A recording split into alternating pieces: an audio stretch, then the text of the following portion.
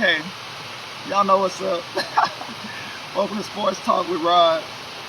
That was, the Texas fight song.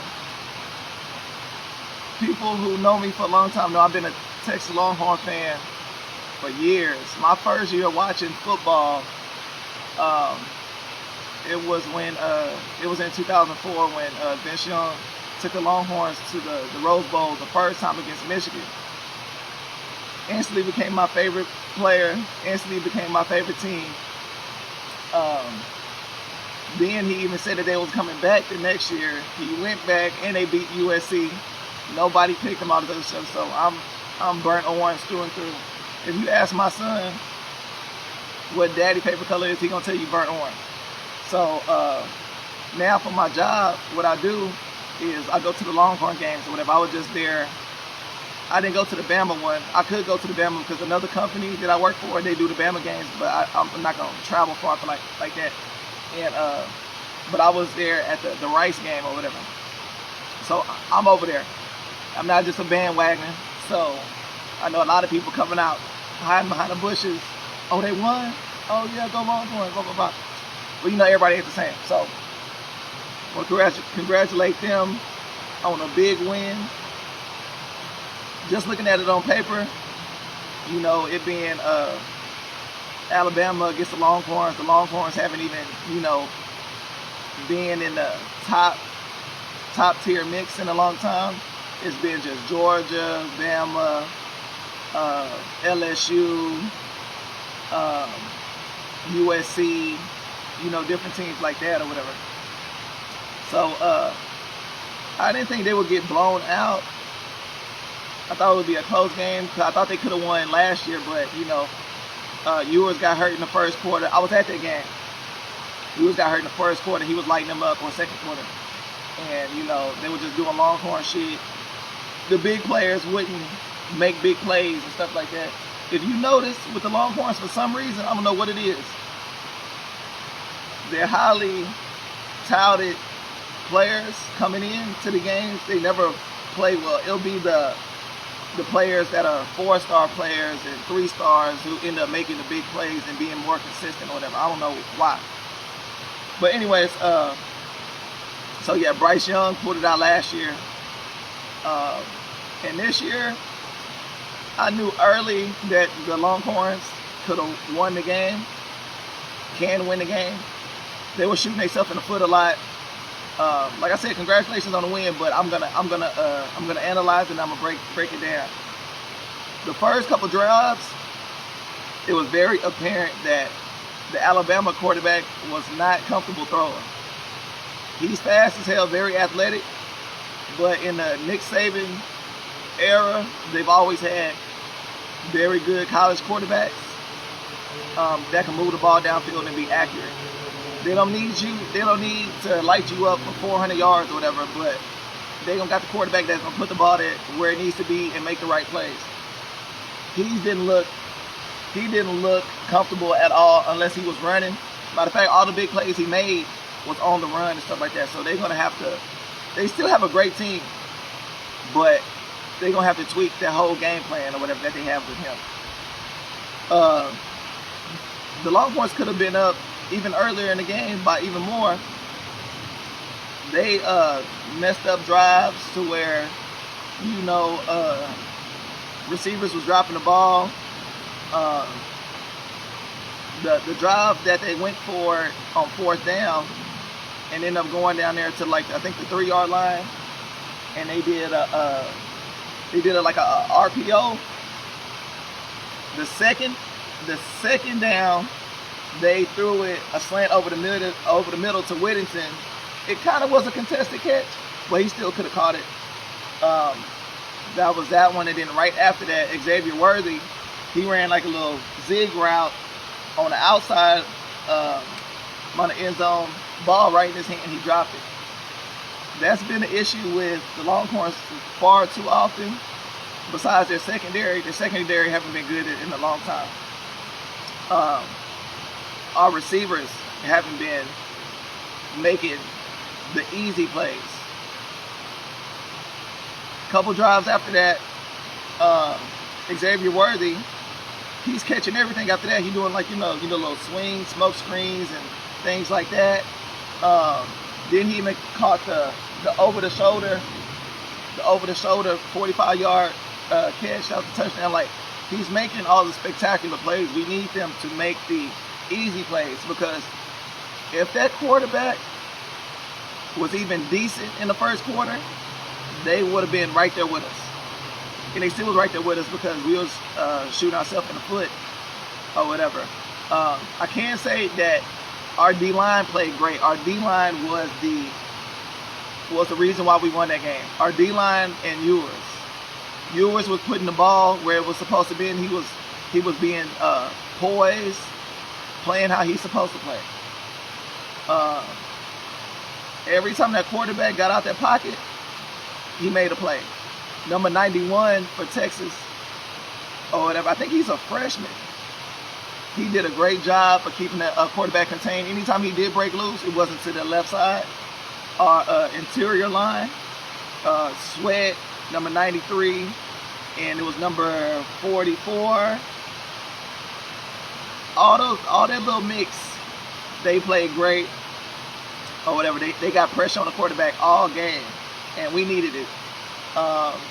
So yeah, they need to be talked about a lot or whatever. But just because they beat Alabama, this is not the same Alabama that people been seeing, and you can see it last year too. Their defense isn't just covered with, just NFL prospects and stuff like that. I mean, they go into the NFL, but it's not like the top 10 prospects and stuff like that or whatever. They just a really great team, but now they're a really good team, especially with that quarterback situation. I knew we would win that game because we had the better quarterback, and our defense was playing okay. Our secondary, those times that quarterback did get out, those are hard plays to make and adjust to, but our secondary, besides number 6, they still worry me. They don't, and I don't know if it's because, like I said, when I started watching Longhorn football, we had the best secondary every year. We had the best almost everything every year. One of the best quarterbacks, great running game, wide receivers who's gonna catch everything. They might not be big name wide receivers, but they're gonna catch everything. And our corners and our safeties are gonna play great. So with that being said, on paper, you're gonna see Texas beat Alabama. Number 3 is playing number 11. Oh, they national title talks, blah, blah, blah. No. No. if they keep improving, then it could be a chance. But that Alabama team is not going to be in the runnings for a national championship this year. They might not even win the SEC.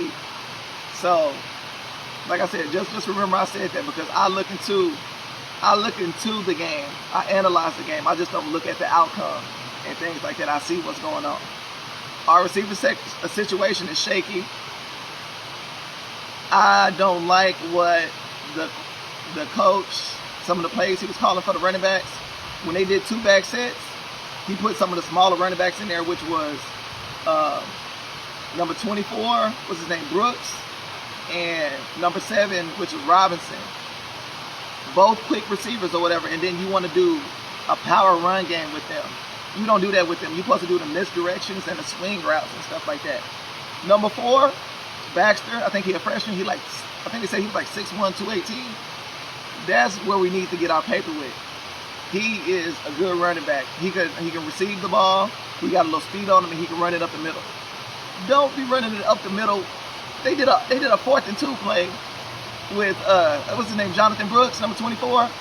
You know, he a little quick back. Don't do no damn 4th and 2 running against Alabama up the middle.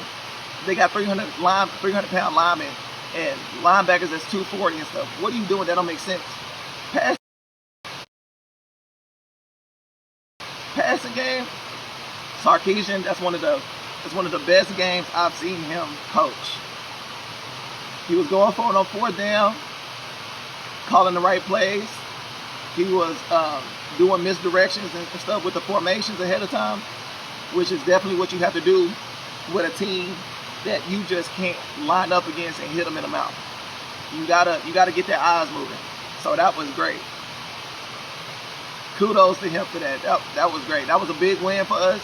But I've seen Texas beat teams that they're not supposed to beat, and then go out and lay an egg playing Iowa State and, you know, stuff like that or whatever. So they need, like I said, this is a good start, but you got to look into it. Alabama won't finish the season top 5, I guarantee.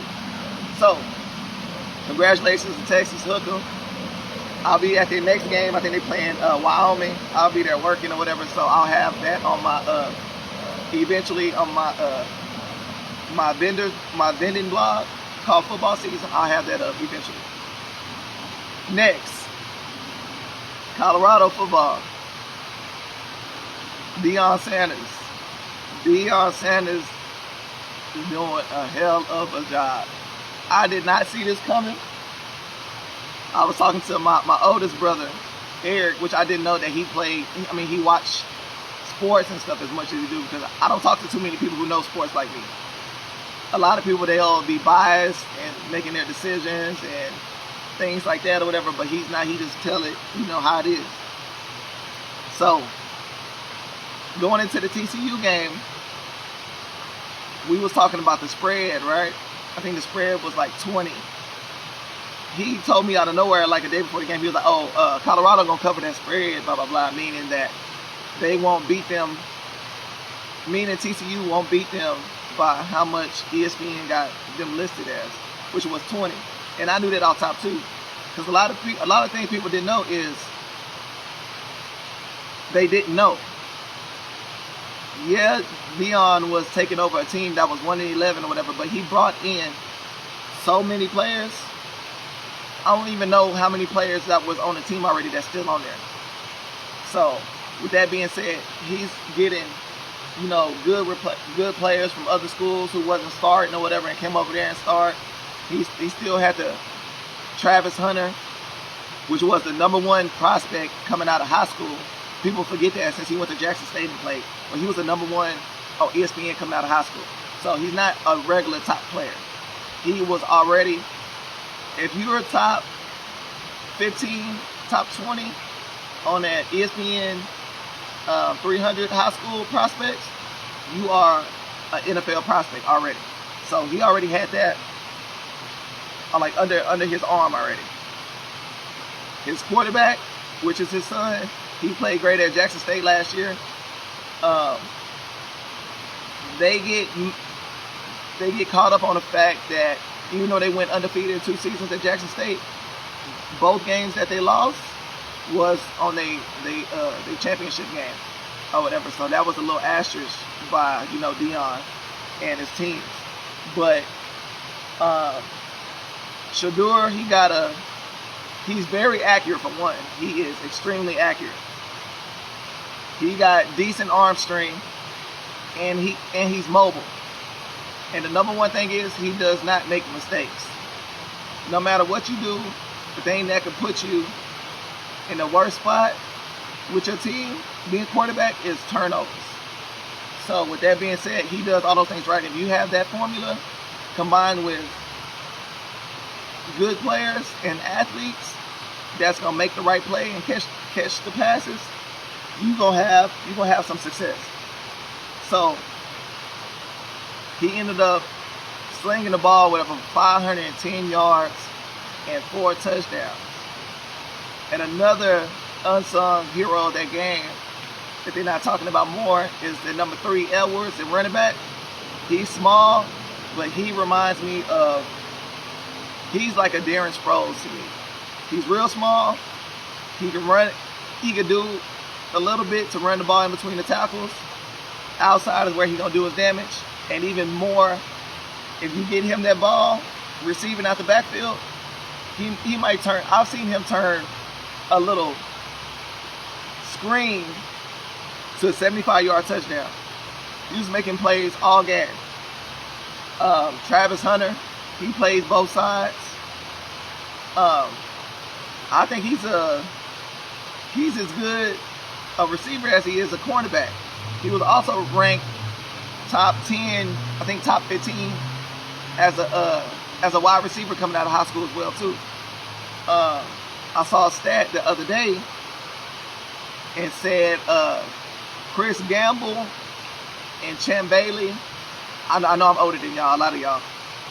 These are players. Chris Gamble was a cornerback for Ohio State when they beat one of those great Miami teams that people always talk about.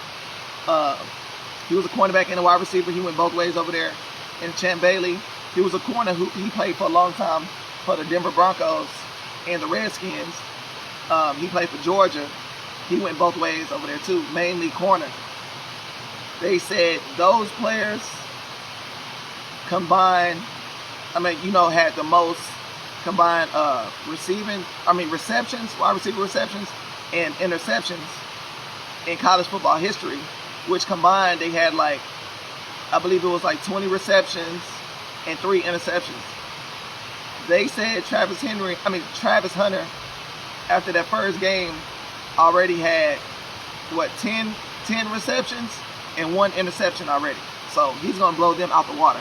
He still has to finish this year and the next year before he's eligible to go to the NFL. So one great area with Colorado was their D-line, which Deion Sanders, way before he even got to Colorado, he preached about was he wasn't a fan of, the small schools playing big schools like USC and, teams like that or whatever, in Bama and Georgia, because another thing that separates them from everybody else is their D-line. They have NFL prospects across the D-line every year. Ohio State, teams like that. Just like the Eagles. The Eagles just drafted, Jalen Carter from Georgia. He's been a top draft prospect for a while. They got linebackers over there who play for the Eagles too. They all just turning them out every year or whatever, turning them out. There was a joke earlier this year that the Eagles, that they was gonna call the Eagles the Philadelphia Bulldogs because they got so many Georgia players on defense on their team or whatever. So then they have another good wide receiver, Colorado dude, number 5. He came from South Florida. He was basically a return specialist or whatever, and kind of 3rd or 4th on the depth chart. He makes good plays. He catches every ball. Then they have a number 10 wide receiver, Weaver. He's explosive, quick. So they have weapons everywhere. My thing is, I'm trying to see. Oh, another, and not to diminish anything that the Buffaloes, Colorado, they accomplished playing TCU, but TCU is not the same team. The year TCU had last year, when they went to the national championship and things like that, nobody expected them to do that. There's other things that happened too that allowed them to get up there as well. So that team that they had last year is not close to the team they had this year. Their quarterback, they still got to figure out their quarterback situation. That quarterback might not even finish the season. They had Max Duggan. He was a really good college quarterback. He took care of the ball. He was mobile. He was a leader. Things like that. They don't even have that no more now. Their receiver core isn't that good. They had a top NFL prospect, Quentin Johnson. He made major plays. He's gone. He's in the NFL. They had a great running back, Kendre Miller. He plays for the Saints now. He had a hell of a season last year. There's a lot of things missing now. Their team is not the same. I wouldn't be surprised if TCU don't even finish in the top 25 this year. They're already not in the top 25 after being ranked 17 after Colorado beat them. So, like I said, y'all just keep track of all these things or whatever. And remember, I said them. Sports Talk with Rod. Remember this. And so that's the first week. This week, they just played Nebraska. Shadeur Sanders threw for almost 400 yards. Great game. He had 4 touchdowns, 1 rushing, 3 passing. Looking into that game, I didn't watch it, but I caught the highlights and things. They won 36-13, I believe. There's more to that too. You might just look at it and just scream blowout. Nebraska had several drives when they was moving the ball and they shot their own self in the foot. I believe they had like 3 fumbles. Fumbles are self-inflicted. And as a matter of fact, by the end of the second quarter, Colorado was only up like 7-0. So you up 7-0 on a team that you're expecting to beat that haven't been good in a long time. And they had those turnovers and you only up by 7 points. You got to look at it. So it'll be different if y'all was taking the ball away. Nebraska was giving the ball away. So, like I said, even though Colorado is making some big moves and playing well, everything that glitters ain't gold. I'm not saying that they won't be gold. They might be. I'll put them at silver status right now. They still look good and it's shiny. But you still have to get to this point. You got to beat these certain teams before you classify it as gold. They haven't gotten to their own conference yet, play yet. Their conference, the head of their conference is Utah, USC, Oregon. Oregon is looking a little bit shaky. They just played Texas Tech. They won by 2 points playing Texas Tech at home. They had a shot to go down at the end of the game to go win it or whatever. The quarterback got hit, threw a pick 6, game over with, right? So Oregon is a little shaky. They still got a good team though. They're gonna pose a threat for Colorado because they got a big line. They have multiple skill positions. It's gonna be a game. That's gonna be their first big test. Because people think TCU was their first big test, but TCU is not the TCU of last year. So keep that in mind. Then they play USC a couple games after that. USC got Caleb Williams, the Heisman winner. He's been playing phenomenally. They got skill positions everywhere. Their defense is good. Their special teams is good. They have a freshman, number 1. He ran back like three kicks already, whether they're like punt returns or kick returns. He is explosive. I'm getting like, I don't want to say Reggie Bush, but Reggie Bush vibes as far as, special teams. So that's another big test. I see Colorado probably finishing the season with 3 or 4 losses. So I think that will put them, I think they're definitely going to a bowl game. I don't see them going to a big bowl. But yeah, they're going to. But even with all that being said, I don't want to sound like I'm diminishing what Deion and them, like he like to say, got going on. Colorado, you can't name one Colorado player off the top of your head, probably out the last 20 years from them being Colorado. They've been horrible. So he already got them on the right track and even above where people expected them to be. So great job, and this is the first year. I was talking to one of my vendors that I work with. He lives in Colorado. He said he was going to, booster meetings and things like that. They said they brought in Deion because none of the boosters was going to keep funding the school and things like that or whatever, because they're billionaires and stuff out there in Colorado with no team to put it into.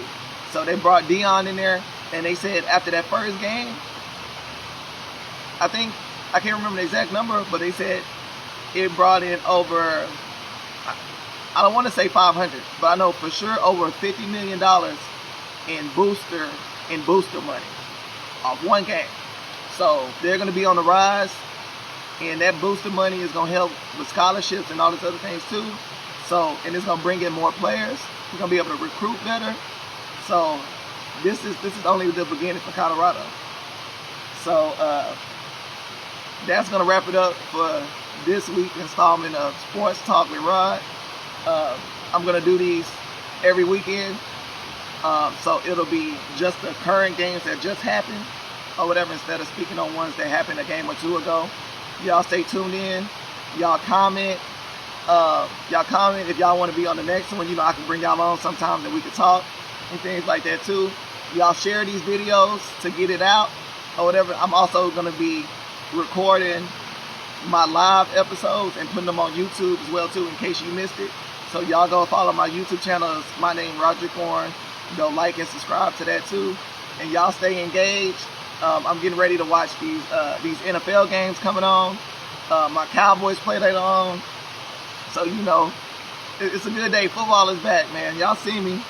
So hook 'em horns, go Cowboys, and y'all stay tuned.